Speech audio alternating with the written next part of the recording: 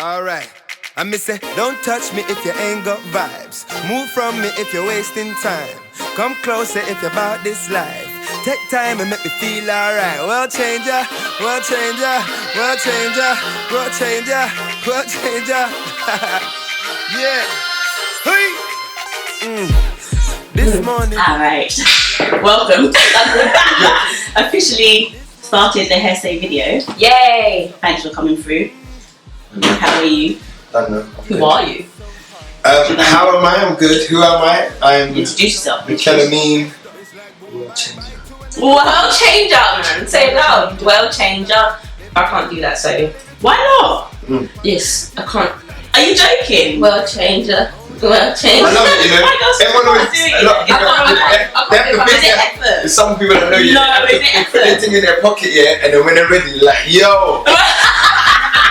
Get me? I can't do it. I actually have to. I can do that. Star Wars, Star Trek thing. It means, do you know what it means? It means you're not really about that life yet. Listen, boy. Well, I can just. You see what I'm saying? See that? Wait, hold on. See that? That's someone. That's someone who's living that world changing life. They just rip it out. You know what I'm saying? You gotta sort it out, man. No. What is what is that? So I'm in the jumper. Yeah. Explain what it's about. World changer. Yeah. So what's world changer? World changer life. It's my brand, but it's also a movement as well as a mindset. You know what I mean?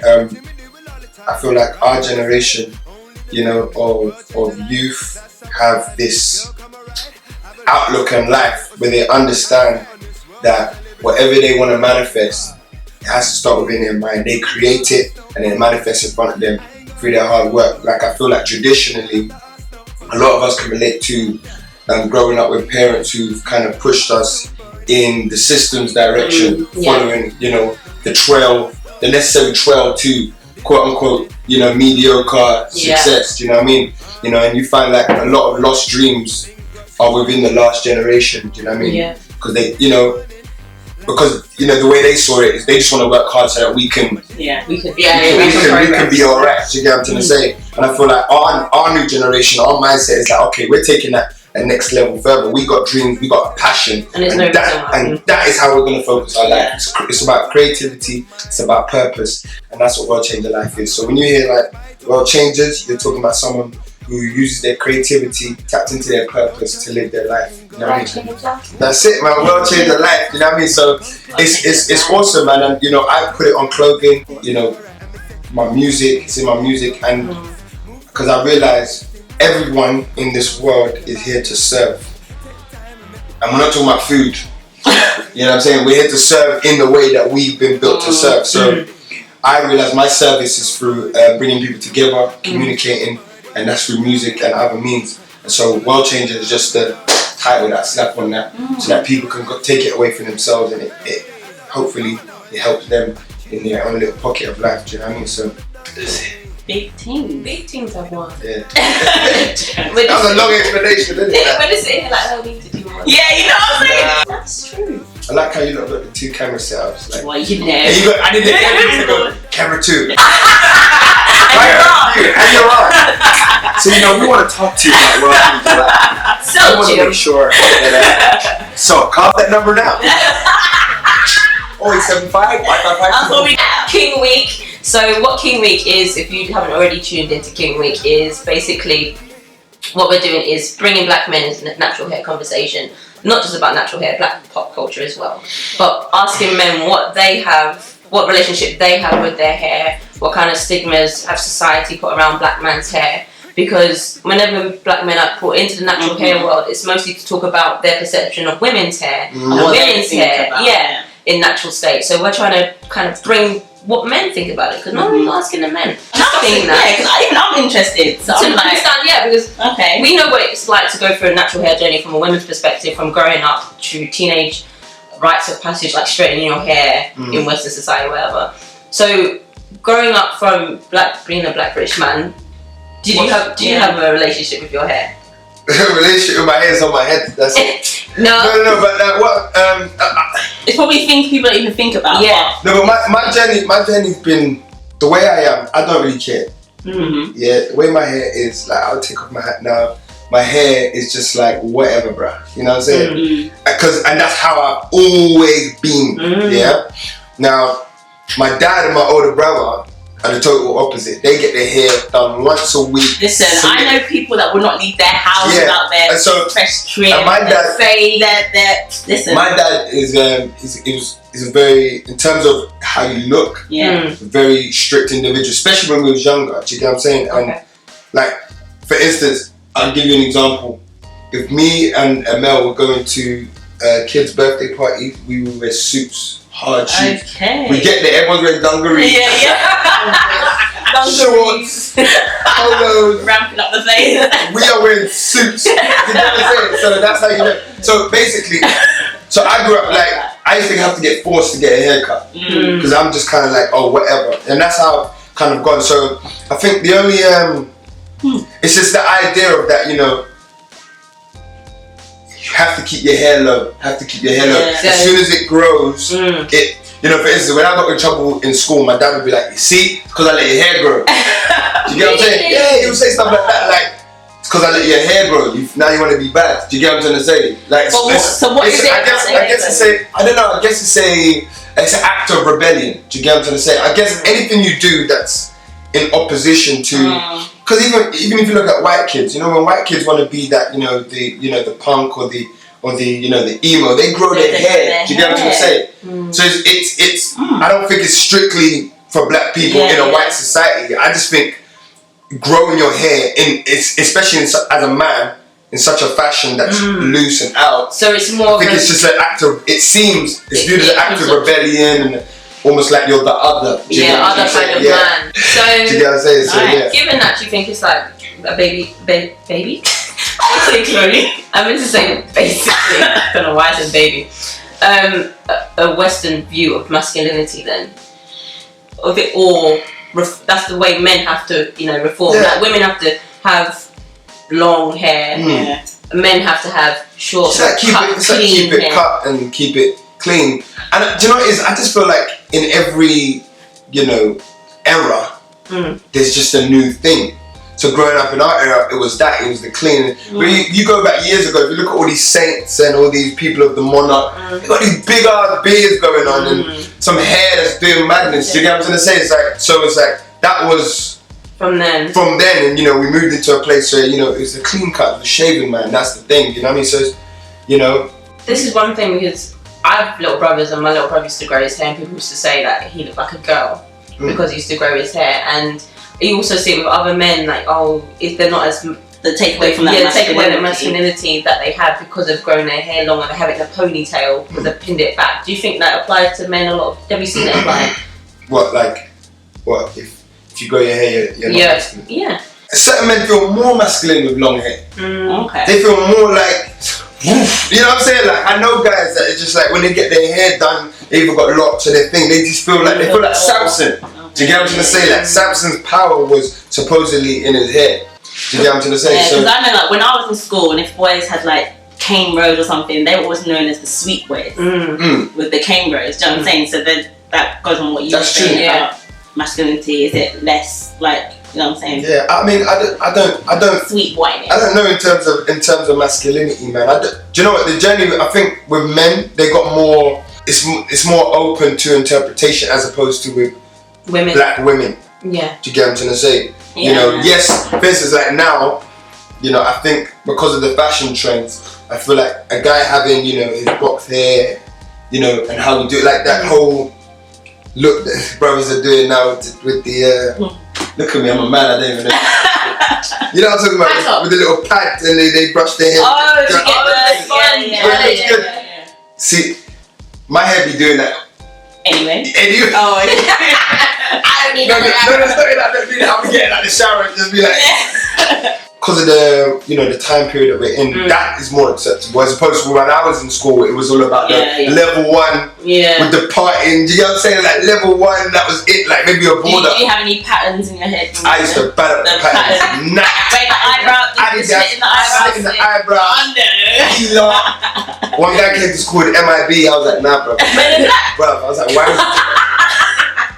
Men in Black or Black was Black. Very when I was young, I didn't like the texture of my hair. See, that's what we want to get into. Yeah, because I think that's what you're getting at as well. Like, I didn't like the texture of my hair. You know, I feel like as a young person, like, I got a big family, but the school I went to at the time was predominantly white primary school. And that has an effect on how you see yourself, especially when you start realizing, you go into it ignorantly, but you start realizing people are treating you different. You know what I mean? And so I used to be ashamed of like how my hair looked, and like, when my friends Craig and David, like, Craig, they want to be Backstreet Boys, so they're wetting their hair curtains. I'm like there, like, yo, bruh, like, what's going on? Do you know what I mean? I've been self-aware from a very young age, so I question a lot of things. But I find that a lot of people don't question a lot of things, but they end up acting them out. Yes. So even when you grow older, S-curl was the thing, and after I'm thinking, bro, I'm like, I had S-curl when I was like 14. About to ask you that. No, I had S-curl, but because of how I am, I can't maintain it. I'm just like, I got a bun out my head, and then I got to spray this thing, and this is long. Okay, so why did you do that? Why? Was it a? It was the in thing. Everyone was in it. It's like, S-curl. S-curl, you look more. You never question it. You look more slick. Like, the hair is more slick, and it's got this sheen. It's got this sheen to it. Yeah, exactly. Huh? Slick represents what? Slick meaning like literally in the word, like slick. As in slick, like waves, slick down. Yeah, it's like you've got the little. It's bigger curls. It's shinier. It's all of that kind of stuff. That's the kind of looser. Yeah, that's the kind of image that you're talking about. Do you get what I'm trying to say? Hold on, wait. What's your language? Why are you on video? I'm sorry. Like, you look caught me off guard there. I'm like, some investigation, man. I think you're onto something. Like, I'm not the kind of person who let trends take over me. I might get involved for like a couple of seconds, and then later on, I'm like, I'm going this, man. I can't be bothered. Even if that's what everyone's doing, I'm just like, it's long. Try it out. You get what I'm saying? Yeah, but when you start to think about, hold on, I'm bunning out of my head. Like, I'm actually like, you leave that in, like, it's so interesting because women go through the same thing, but you never ever hear mostly about men. Like, it was a big phase. I wasn't aware of the big phase. Yeah, like I knew I didn't know it was so big. Even in our era, do you know what I mean? Back in the day, Jericho, all of that stuff. Yeah, but even now, like where we grew up, I wouldn't have known that young boys are doing that. Let's kill me, because they wanna have that image, man. They wanna have that image. And that's what is that image represent though? Closer to whiteness. Yeah, it's that closer to whiteness. Like, for me, like, it's mad. Like, I think one of the reasons I'm so passionate about what I do and the music that I make and things that I say is because knowing that how I used to think and how I think now, I'm like, I'm like, wow. And then actually knowing that if I could give that information to someone else, they will go for the same transition. Because I realize. Because I look at myself, I'm like, damn, thank you, God. Do you get what I'm trying to say? But before, I wasn't looking at myself like that. So, it's just about learning how to appreciate. Like, I love everything about my hair and how I look and everything I have. Do you know what I mean? As the younger someone can have that, the better. Very me. It's about men with longer hair, like when they grow their hair out in an afro, black men specifically, afro, K-mos or whatever. Do you feel that's tied to criminality? And is that perpetuated by the media? Because I remember watching TV when I was younger. Whenever you'd watch like a mainstream TV show, the criminal, who was black, would have an afro or would have a cane rose or a bandana or a do-rag, and he would like, I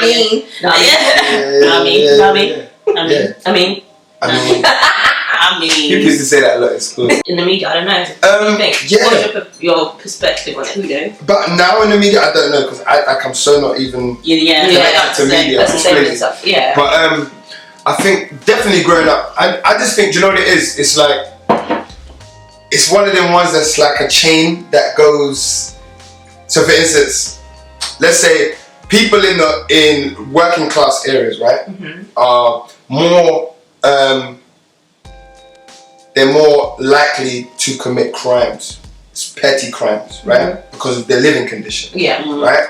Now, if those people are you know, economically not literate, then they're going to live their life through the means of the public system and all that kind of stuff. So then there's a majority of people that make up, a majority of people within a culture that make up those working class people in a specific area. Let's say they're Caribbean, right? Okay. The nature or the culture of Caribbean means a lot of young people will have cane rows. Do you get what I'm trying to say? Now, if you focus your attention on this working class area and, you know, the young people, the ones who get into petty crimes and committing crimes and stuff like that, the multitudes of them who are being arrested, are from a Caribbean background. A lot of them have longer hair, blah, blah, blah, whatever. And so from there is where the stereotype starts to perpetuate. Because it's like, okay, now, because that's what you're used to seeing, that criminal, this criminal, that criminal. Yeah, but and you link it to that. Do you get what I'm trying to say? So it's not that having cane rows is bad. It's what happens when a specific people are in a particular kind of area. Because if everyone from that area grew up to be millionaires or studied particularly, you'd be like, right, man, these cane rows are doing something. I get that. Do you get what I mean? Given that we are a minority in this country, I think the word ethnic minority, but we are. For that to be perpetuated in media where most of the crime roles, a lot of the crime roles, we are represented as criminals, where in the media we're not even hardly ever there. And whenever a criminal role comes out, a black person with a camera comes out. That's a whole other story. Given the proportionality of what you just said, it doesn't really... No, 100%. It's not 100%, I'm just not from the media perspective. I see what you mean. I'm just talking about, you know, how something becomes a stereotype to even a community of people. Do you get what I'm saying? It's mad, like I look at it, yes, there's a problem with, you know, people getting put in typecasts all the time, and put in specific kind of roles all the time. But I'm just like, I've got such a bigger perspective on how I see that, because that's wrong. I feel like a lot more, I feel like our way of life should be represented as a whole. I feel like for us to really represent how we live and how we are, we need to be the writers and the architects behind, you know, the media, our own media and how we're represented in it.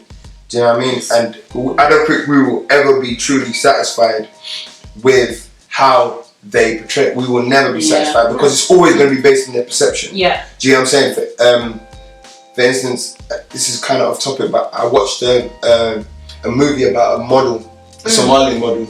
It was about female genital mutilation. And you know, I was like, well, this is really informative. What was it called? I can't remember the name, but the model's called Waris. And you know, I was like, oh, this is cool. It's like real good, informative. You know what I mean? But then I asked my Somalian friend, who's a model, what she thinks of the film.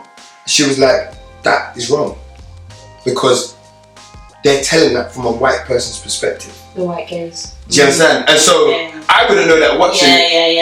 But she's a Somalian model. So what they're talking about, she knows on both sides of the coin. And she's like, no, that's wrong, because that's not how we see it. That they don't understand our culture. That's why they told the film that way. Do you see what I'm saying? And so it's going to be the same throughout. You know, until we can holistically, you know, be the custodians of our history and how it's portrayed, we're never going to be satisfied with how people tell it. So what was I going to ask? Music. Yes. Your music. The world-changing music. Listen, ask nobody. I was just like banging that out this morning. Is it? I was like, oh. Cool, man. What's the plans? What's happening with that? Oh, I'm excited, man. We shot a video to that last month. Where's my video? It wasn't one of them videos, man. Well, you can't do this, so you might just have to stay in the background. Before we get you there, it's not even set like fixing it. You know? Forget about, you know, putting negative thoughts in your mind, because that really kind of has an impact on your progress. You know, so that's what the song's about. So these are also messages that you spread to young people, because you tour, don't you? Don't you tour around the schools? Yeah, I go to schools. Yeah, I go into schools. I I do speaking. Is it just schools worldwide, or is it you focus on a certain area? I mean, I'm not focused on it. It's wherever I'm called to do it, because I feel like, you know, I was in Cayman Islands in October, and I realized even the young people there, you know, they live on a bloody beach, but you know, the young people there have the same issues that we have, you know, in England. So it, and even, you know, I was in LA, same thing. Do you know what I mean? So yeah, wherever I'm called to do it, I do it. But I'll give you a story. When I was in primary school, like I said, my primary school is majority white, right? And my dad, one of my dad's main services he does with his charities is do youth exchanges. Okay. So he brings you know, youth from here to the Caribbean and Africa and Europe, and then vice versa. Well, we're doing another one, but and then youth from there to here. So when I was in school, I was about 8 years old, and keep in mind how I used to think about myself, right? Yeah. And even in school, I was embarrassed of my name. Ooh. My name is Mikel Ameen. I didn't like that because I'm Caribbean. I love that. I pray on that name every day. But like in school, you know, when you got friends like Craig and David, and your black brethren who are from the same island as you are called like, you know, Jermaine, or do you get what I'm trying to say, or whatever. But I'm not even their first name, but their last name. It's just like, why have I got this weird last name? I mean, like, what is that? But anyway, I was in school, and my dad did a surprise assembly at your school. At my school, so he showed up in the assembly with all these people from Zimbabwe. What? To do a traditional dance, right? And then, so they was going, and you know, and like, so they bought the drums. They had literally like the straw skirt, no tops on. The women just wearing bras, and they, you know, the things with around the waist. Remember, like this time, like 50%, 60-70% of the school is white, and then Asian, and then the pocket of black people, right?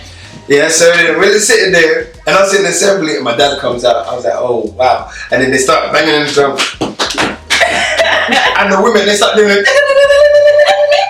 Bro, and I'm telling you, they're whining. The women are just hold back. Hey. I'm like looking at it. I was like, to see how they react. I remember one of my black friends, and he was just like this. He didn't give a damn. He was in there. He was like, oh shit. Do you know what I'm saying? But I love that. I've always loved it. But at that time, I was looking at it through the white gaze. What they might be thinking. Do you get what I'm trying to say? Do you understand? So, and that is something that a lot of us black people grow up with. We do, and we do subconsciously. It's very subconscious, and unless we see, I was able to recognize that from young, which is why I've transitioned from that to where I am. But it's like, if we don't deal with that inside us, we can never really make genuine progression for ourselves, and we're always going to be, you know, we're always going to be asked to be great. Through someone else. Is it okay for me to be who I am? You know, based, you know, other cultures, they know, they understand this. They are supreme. We know we're supreme, but we wait to be told. To get them to say. So, you know, it's that for me, you know, and so. Okay, so moving on the conversation to women, black women, because I know you got your clothing, Martina Luther Queen happening. We'll put all their details and in the link and everything. So what made you feel like you needed to do something for the sisters? That's what I'm saying, like, I don't need to do anything. It's just like, I want to. Girls could like dance to this, turn up to the song, do you know what I mean? And I love the idea of, you know, empowering women whilst making them turn up. I love the idea. It's like, what better thing to turn up to than someone empowering you? Do you know what I'm saying? Rather than this. But the thing about what those beats tap into, tap into a side of yourself, which frees you. But here's the thing: the lyrics is what takes you down. And so, you know, music and lyrics, they have a relationship. The music is what opens you up. It's like opening your pores. It's like the music opens your spirit and to allow you to receive the message. It allows you to receive the message. Because without the music, the message might hit, you know, whatever. But the music allows you to say, okay, open. That's why when an artist tells you to do something, I don't care how holy you are, bro. You gonna do it. When you stick your head on the floor.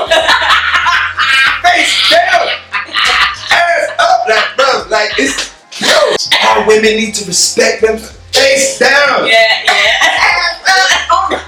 Do you know what I'm saying? Yes, so we'll leave your SoundCloud link below. We're going to use your music for the intro as well, so now you can stop shading me. Now you can listen. Now you can listen. Do you know what? This is my friend over here. Yeah? Editing it. You get it. Yeah, it's alright. I'm the one putting text over it. Well, change your life. Well, change your life. I love that. Yeah. I just love that. Well, change What are you doing? Oh, she got. Hey! Progress, baby. She tried it. Oh, did she On the side. You think I didn't see? It's recorded, like we have evidence. She's not here, like.